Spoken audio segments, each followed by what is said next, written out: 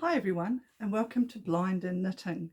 I'm Donna and I am legally blind, a social worker, and I love knitting and crafts. I love helping people with mental health, and I really enjoy just doing things that make me feel good, and knitting is one of them. So welcome to my knitting and crafts podcast, and you'll get all flavors of all sorts of different things. So welcome. Hit the subscribe button if you would like to see more of me. This is number 4, and give us a thumbs up if you like me. I also love reading the comments, so thank you. I've had some amazing comments, so yeah, that's been really tremendous. So I don't know what it's like in your neck of the world, but it's so hot and muggy here.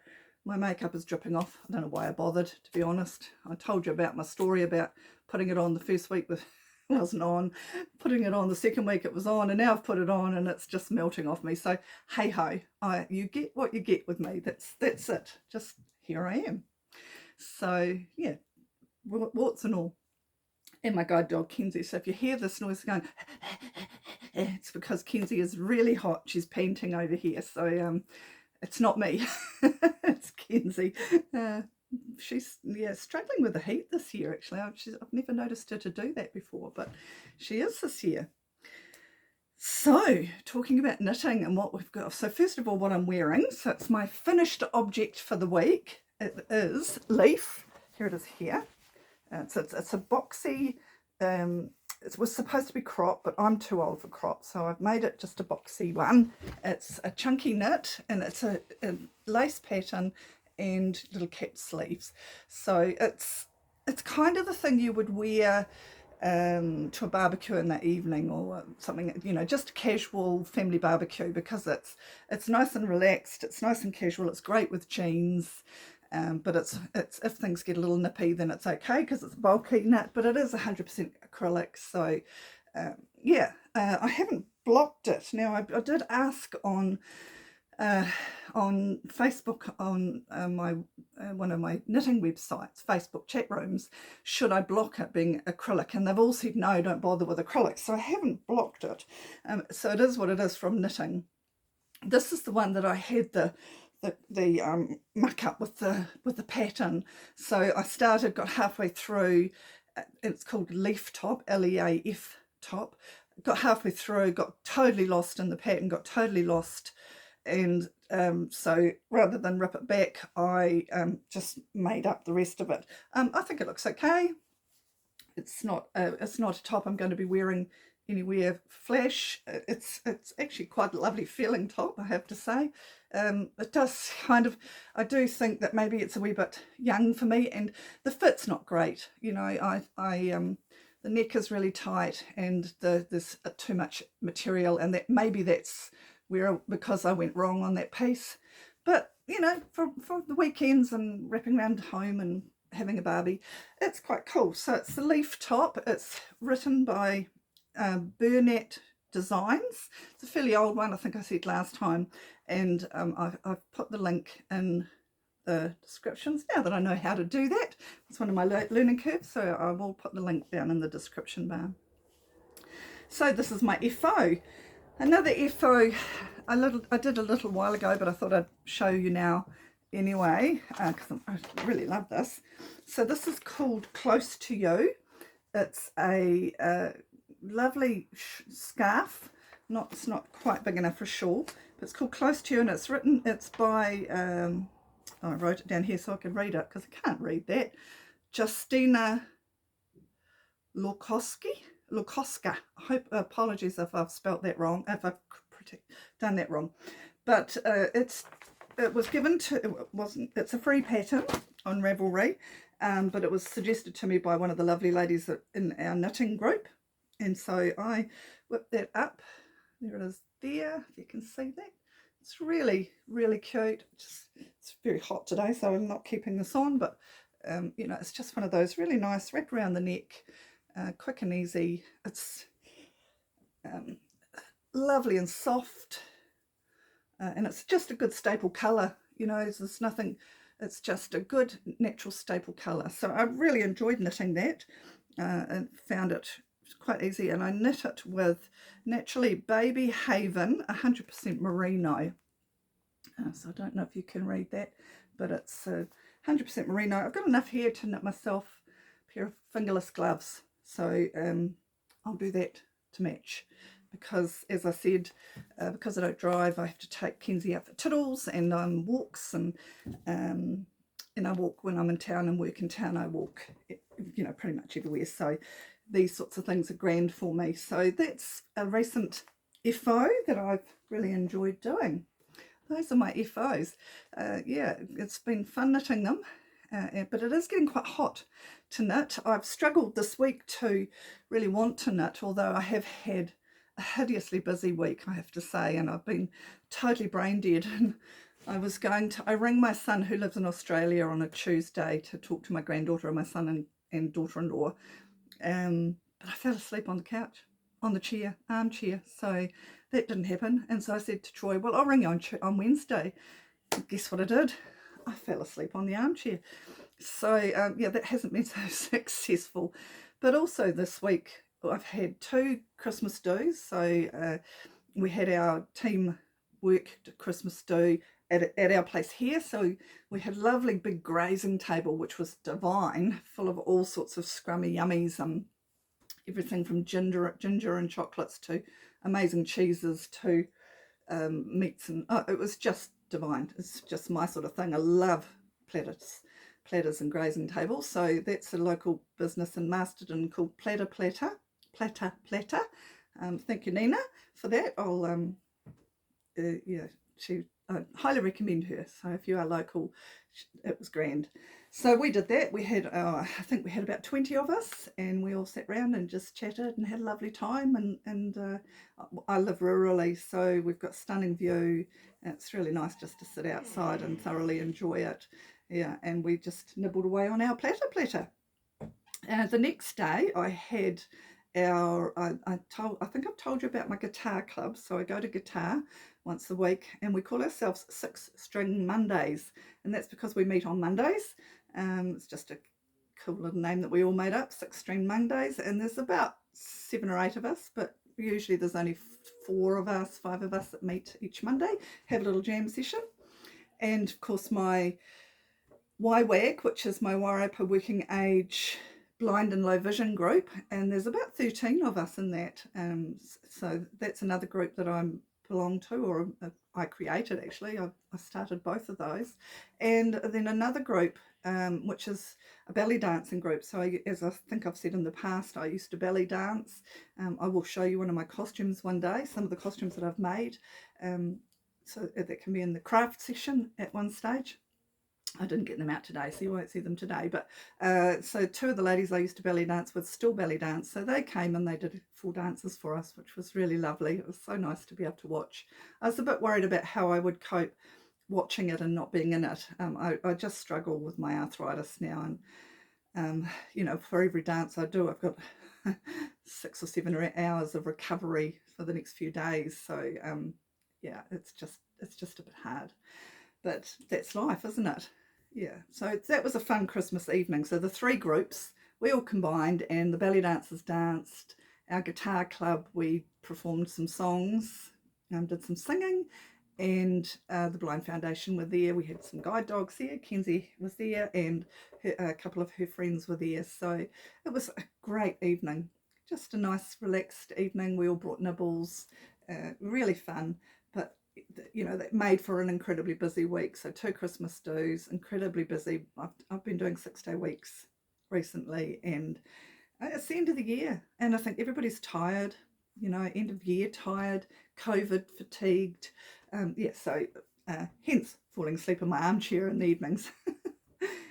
This weekend I've got the grandchildren, or 2 of the grandchildren coming to stay for the weekend, so I'm looking forward to that.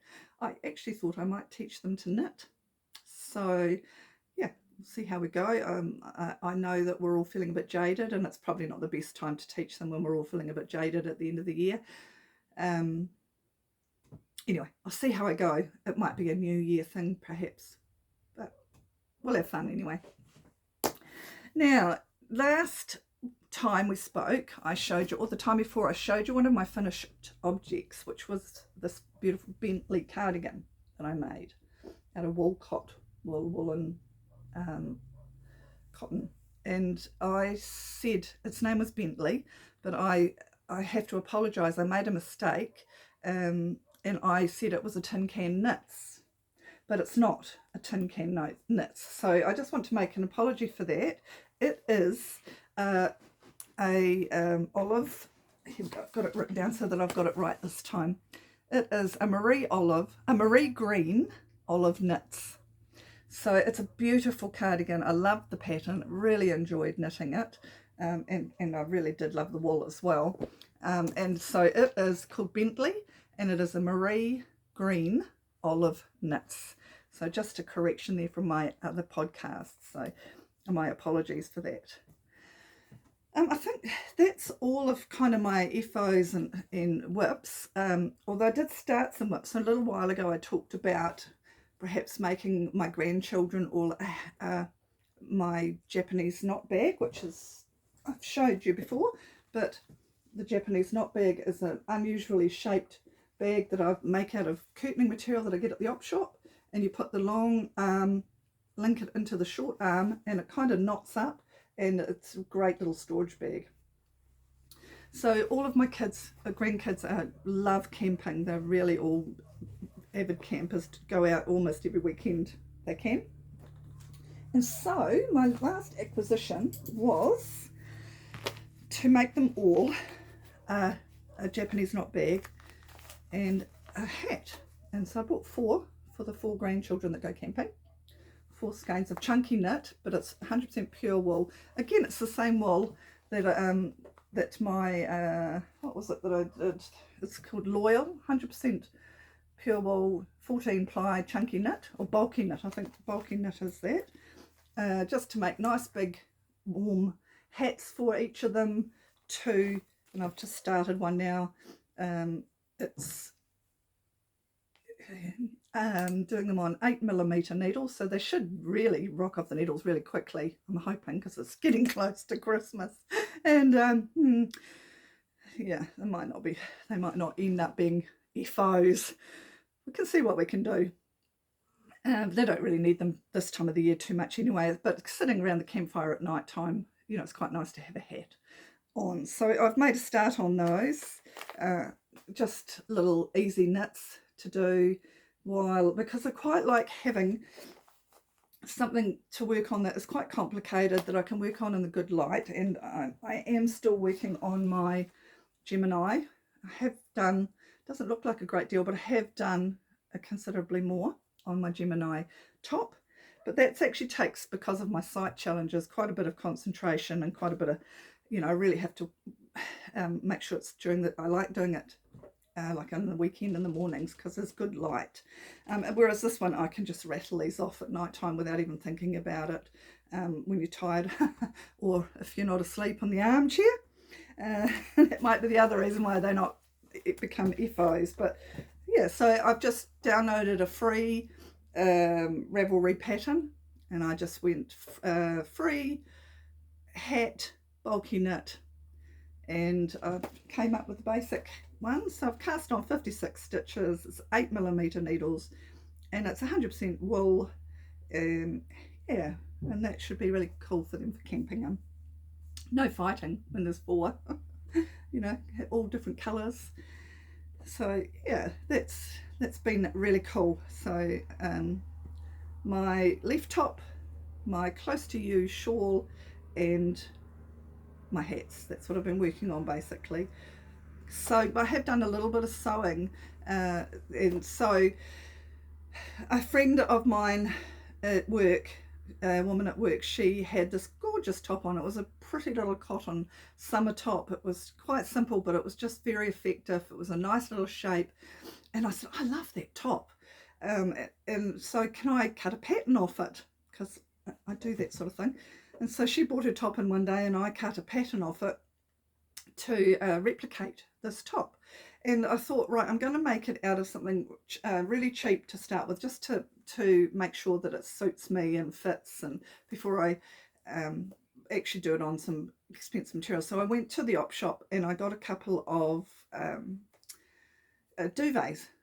They have like packs and packs and packs and packs of single duvets and double duvets, and they're about $5. So I got one, and I was I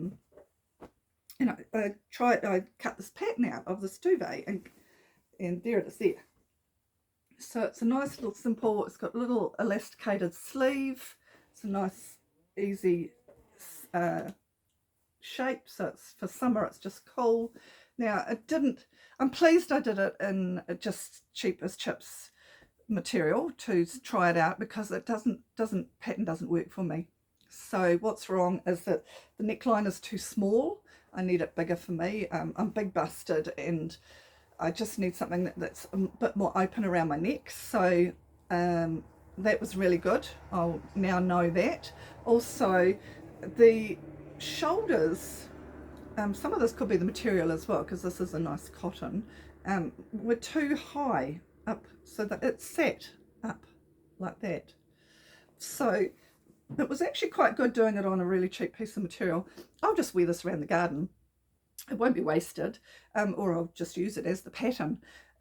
But now I know that I have to take probably a 3/4 of an inch, or maybe even an inch off that shoulder there, and make the neckline a little bigger.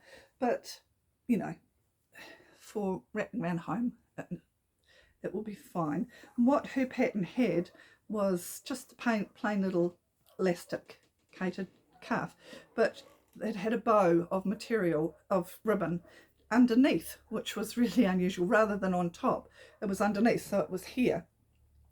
But it looked really cute, you know, just a really cute. I think the material does make a difference on what you make it in. So it was just a really nice little print, little summer print, and yeah. So that was my sewing. I will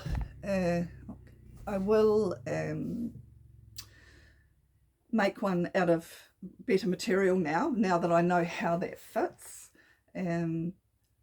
Cheapy, eh? Just can I cut a pattern out of your top? You know, I like that top, but you know, that's exactly what I'm saying about this one here. Cost me $20. My raindrops that I wore cost me $140. That was $5 for that material to make that little top, and I'll make a nice quality top with some nice material as well. It doesn't matter. It doesn't matter. So where am I at? Well, it's mental health. Mental health is one of those things that, gosh, people are struggling at the moment, and that's why I've been so busy. But I wanted to give you a tip, a really good little tip for one of the things that we struggle with, and one of the things I believe that our children really struggle with, and I'm sure you'll agree, is resilience. The modern day child, and not all children, I'm not putting them all in that category, but a lot of children in modern day have struggle with resilience. You know, they are either very soft-hearted and cry, or you know, block themselves off, or they just struggle with resilience. I remember a few years ago now, gosh, I went to Vanuatu not long after they had a massive cyclone called Cyclone Pam, and I went 3 months afterwards, and the place was still a heck of a mess. And we went onto this little island, and there was a wee village there, and the children, they had nothing. I mean, their houses had gone, and what was left of the houses was all tied up together with whatever they could find, flax and things, to try and get bits of old corrugated iron and that, so that they at least had some shelter. They had absolutely nothing, but they were running around. They were so happy. They were running around, and they were, you know, chasing this ball of weed with a stick, and just thoroughly enjoying themselves and laughing and giggling. And then I came home and walked into preschool, and one of the children dropped to the floor and burst out crying because the toy was red instead of green. And a woman I work with, Frances, a lovely woman I've worked with for many years, she said to me, and it's really stuck firmly with me. I'll just get a drink before I'm not on the wine today. I'm on water. Yeah, no wine today. I've had a couple of cups of tea, and I've had a coffee, and now I'm on the water because it's jolly hot. Anyway, back to the story about resilience.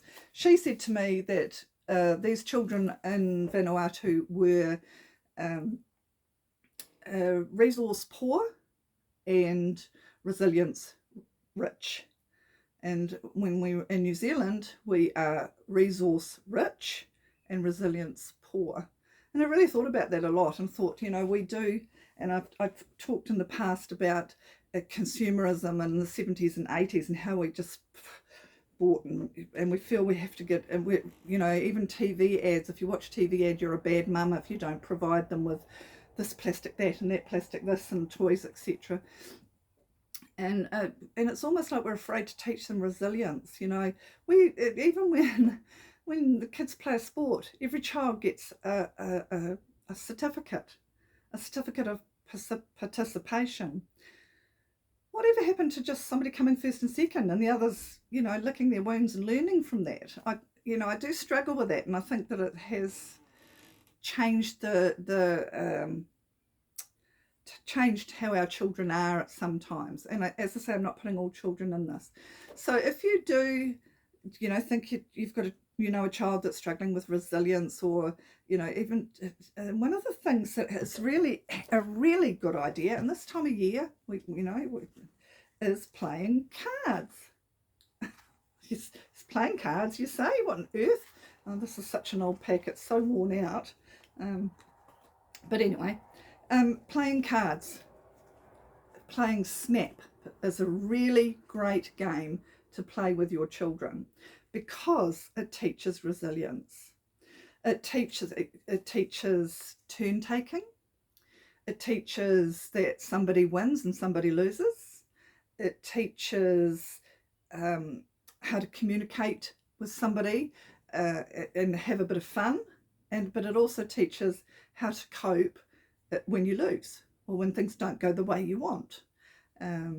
So yeah, it's a really great way of helping children build resilience.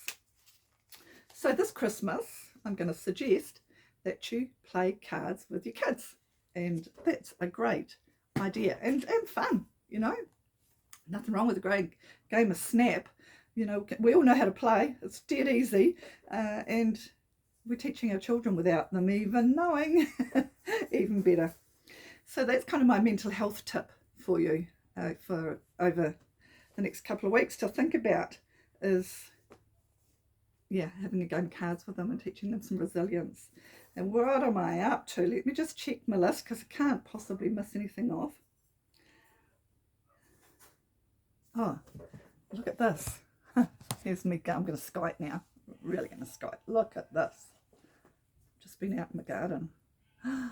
Beetroot. So guess what the grandies and I are doing tomorrow? We are going to be making beetroot relish. I'm so happy with them. They look really good. So beetroot relish tomorrow. The kids will be cutting them up. They don't know that yet.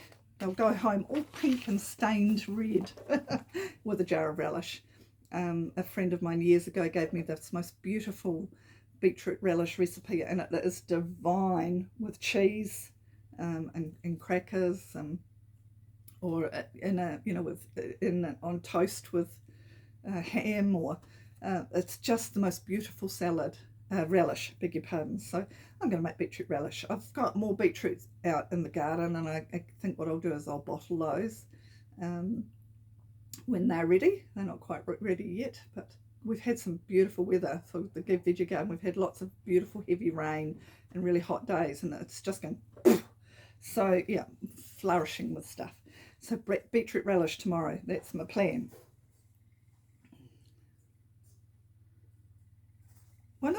I'm just reading I'm sorry, I do have to follow notes, and if you're a note person or a diary person, you'll understand.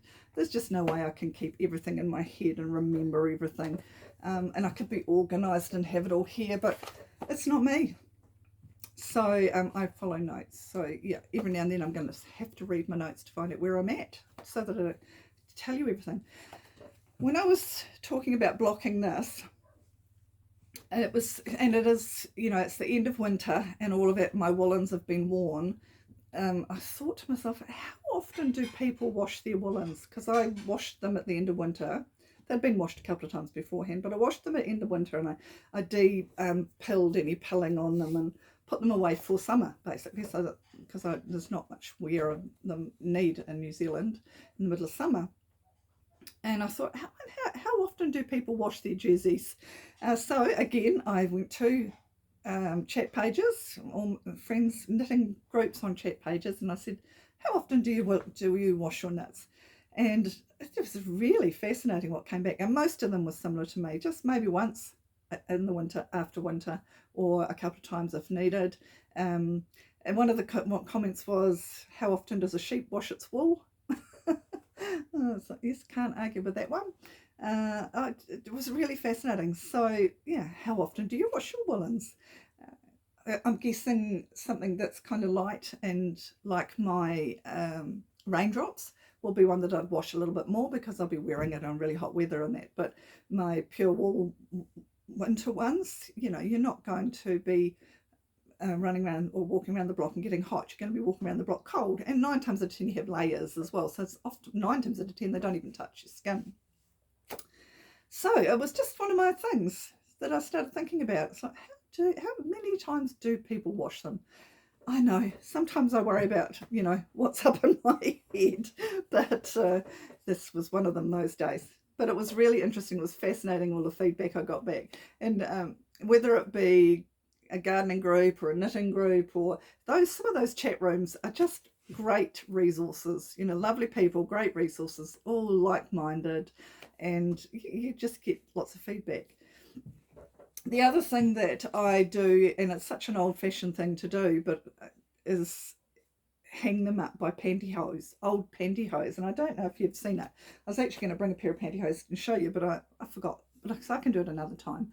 So the body of the pantyhose goes into the neck, and the 2 legs go through each sleeve, and you peg the body on the clothesline and peg the legs on the clothesline and pull it out, and it dries your woolens.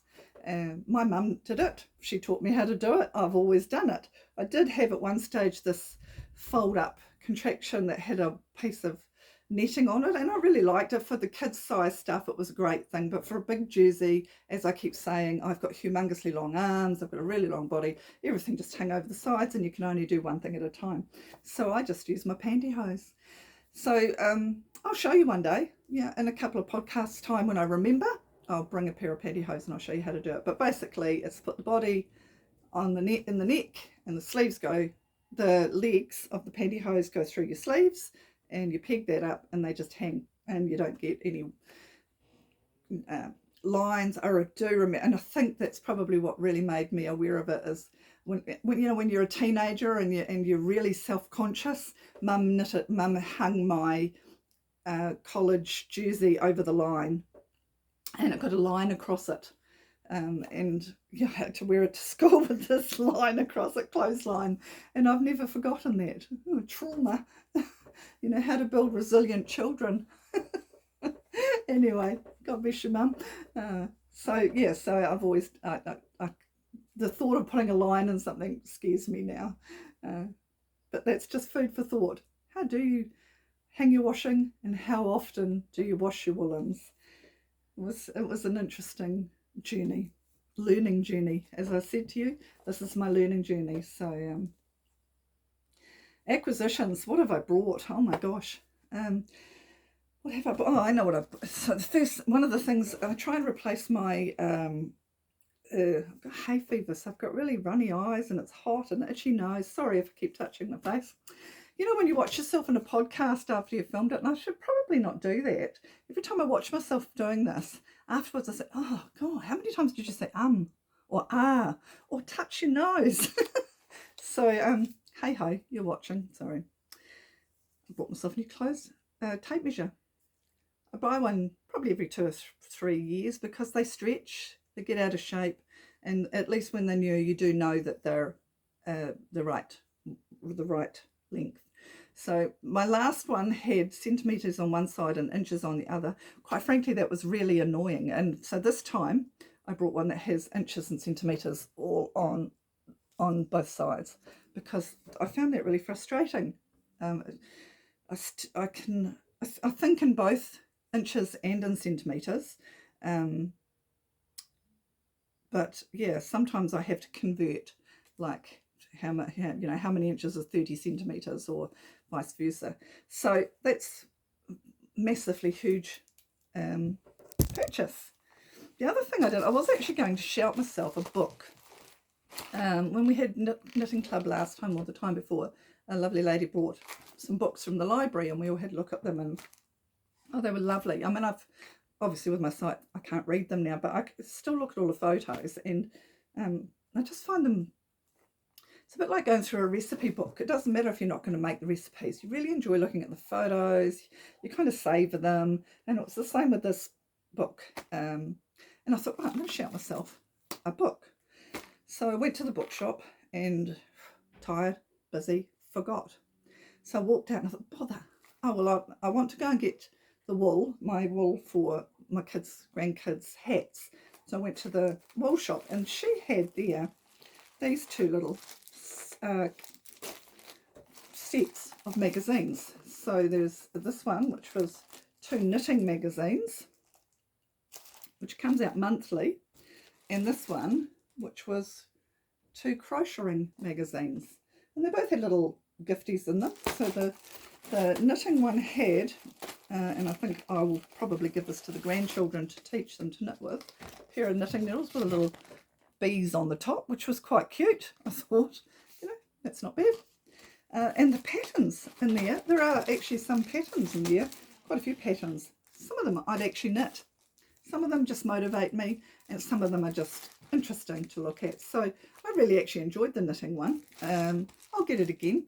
As she said, with COVID at the moment, she doesn't know if they're monthly or not, and I probably don't know if I really want to set up a monthly, subscription or anything. I'll pick the next couple up and see how I go. But I really enjoyed that. So if you do spot that one, you'll enjoy it. I'll just show you some of the, oops, a bit like one of those unboxing videos, isn't it? So there's Simply Knitting there, and yeah, it's just full of patterns and ideas. I was quite impressed by it. There was a couple of patterns here. That front one there, I quite like that one. I'd knit that. It's a nice little pattern. And there was one right at the back. I thought, oh yeah, I'd knit that too. That one, I love that one. Love the shape of that, particularly the little things there. So yeah, trouble is I can't read the pattern, so I have to. What I do in situations like that, and even if you are just low visioned, don't have sight challenges but struggle reading, is I take my camera and I hold them over the words, and so sometimes I take photos and I stretch them out, but that helps too. But it can get quite, well, I don't do it a great deal now because I can't see them at all, and doing a whole pattern is ridiculous, but it gives me ideas. So that was that one. The other one was the crocheting one, and as I said, I do like crocheting, but I don't do a great deal of it. But I did. It came with these little stitch markers. Aren't they cute? Again, bee things. So must be a theme there. 5 busy bee stitch markers, and I thought, wow, they're quite cute. So I was quite chuffed with those. And again, 2 magazines. Simply Crochet and Crochet Edits. So I'm not sure if there's anything in there that I would make, but it's nice, motivating stuff. And I'll flip through them in the holidays. It'll be a nice little bit of fun stuff. The sort of magazines I think you would revisit quite a few times. I was quite chuffed with those. But again, I'll just see whether I want to get a subscription or not. I'll just, play it by ear. I'll keep you informed on that one. What else have I done? mental health. Now, I don't know if I've told you this or not. You can't stop me if I have, so but I don't think I have. So I really try hard. I'll leave my chair. It's actually I'm going to get a drink. Sorry. To motivate or spark interest in the grandchildren and my great nieces and nephews about nature and knitting and crafts and gardening and all those sorts of things. So a couple of years ago, all of the kids got for Christmas a bucket with a potato, with a, beg your pardon, silver beet and a tomato in it. So they all grew these, and and some of them would be saying, "Oh, look, Auntie Donna at my tomato." Some of them just got pushed in the corner, and it's not them, and that's okay. I'm not going to push it, but I'm not going to stop either, because one day it might ignite something, or they'll remember. So this year, instead of doing something for Christmas, I was planting my veggie garden, and I thought, oh, I know what we can do. We can have a potato growing competition. So I rushed out. There's a lot of us, when we all get together, there's 14, 16 of us, something like that. I can't, because the family keeps increasing beautifully, but it's hard to keep track of numbers.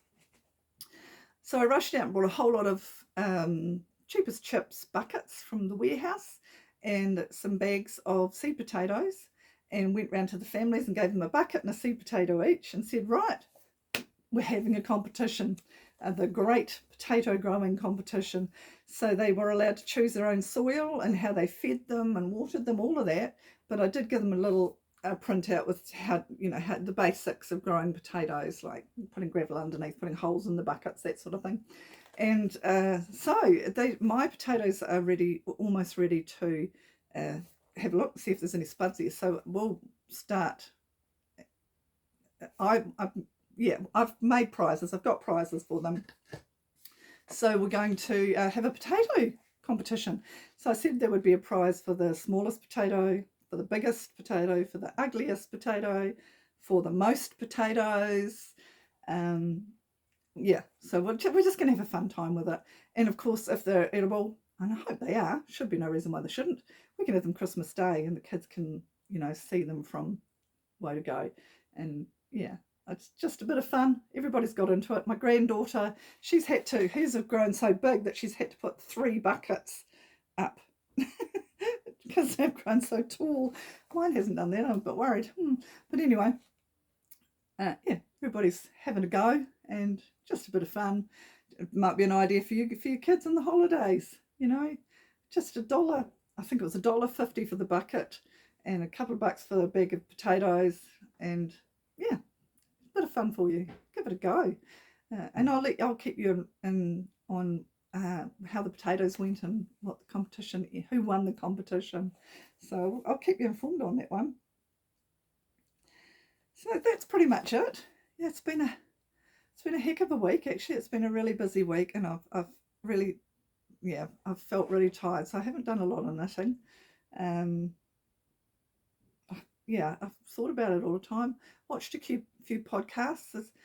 There's so many beautiful podcasts. One I'm interested in at the moment, my favourite one would have to be Needles at the Ready, and it's a gay couple, Gary and I've forgotten their names even now. Isn't that awful? But I really like them, and it's funny as you listen to podcasts, you start to learn about their life, and you follow them with interest, because it's like, what they got up to this weekend, and so I really like them. But one that I have been watching a bit lately and learning a lot from, because as I said, this is my learning journey of new ways to knit and new ideas, and it's called Fruity Knitting, and it's a husband and wife, Andrew and Andrea. It's quite academic, so they do things like go for tours and look at the structural architecture of buildings, and they have a lot of classical music on it, but they also do some amazing interviews with some really interesting knitters around the world, and it's very professionally done, and I've been quite impressed by it. So I'm really enjoying that at the moment. So if you do want to listen to, or want haven't seen that one, I do recommend it. As I said, it's quite academic, so I guess when you're listening to Kevin and Ray, that's their names, Kevin and Ray from knitting Needles at the Ready, they're quite bouncy, and they feed off each other, and it's like that. But this other couple, Andrew and Andrea, are a little bit more, they're just different. So it's a different feel as you watch it, but they're both very good. So I do recommend both of those podcasts to watch. I enjoy them. So I don't know what the future's going to bring the next week. I'm hoping lots of knitting. So if I have the grandkids and I teach them to knit, I'll let you know how I go. But I am suspecting, because Kushla, my daughter, did tell me that they were very tired at the end of the year. So I'm suspecting that they might spend a little bit of time just watching movies and on screens. They're not allowed screens at home. My daughter is very good at keeping them off screens, or if they do, they've only allowed screens for a short time. So when they come to Nana's, it's a bit of a treat because of my sight challenges. I know where they are, I know what they're doing, so it does help me. I don't encourage it all the time. I love them to get out on the farm. They've got an area, a willow tree down the back of the farm that they go to, and they bash around and build a hut underneath and bring a kiwetas back up and all that sort of thing. So, they get out there and do stuff. I have promised them that we will, not this week, this time, but after Christmas, we will set up tent down at our dam, because there's so many frogs there. You can just hear them just loud. The minute you walk out the door, all you can hear is with all these frogs. So I promised the grandies that we'd camp down there one night and try and catch some frogs just for a bit of fun, and we'll give them back, to put them back out in the dam afterwards. But the kids will love it. Something fun for them to do. So that's a plan for over Christmas. I'm starting to think of all these things that we can do, but yeah, I'm assuming you're a lot like me and a lot like a lot of other people. We're all starting to feel quite jaded, ready for the end of year. I've got one more week of work left, and then I'm shutting the office. I'm still going to do some work from home, but mostly phone calls. It's the thing when it's your own business, there's always the luxury, it's my own business, I'll take the afternoon off. But then it's Christmas holidays and it's your own business, and you think, if I don't work, I don't get paid. So so I'm still going to take along with a few bits and pieces, but nothing major. I'll drop it right down to I like to have 3 weeks of total rest, really. So I'll just pot a little bit of work in there, but mostly my goal is to do lots and lots of knitting, a little bit of sewing, a lot of reading. I really enjoy reading. I want to finish my series on Outlander. I'm just about there, I think. I will miss that because once you've read the 6 books in the series, you get to the 6th one, and they almost become family, because you've read so much of it, followed it all the way through, and you think, oh, it'll finish. What do I do then? But I'll just pick another book. I'd quite like to read The 7 Sisters. People have been talking a lot about that, so I might have to do that and see if I can get them in audio. Not sure, I haven't found out if you can get them in audio, but I'll try that. So it's nearly Christmas. I'll get another podcast done before Christmas, I think.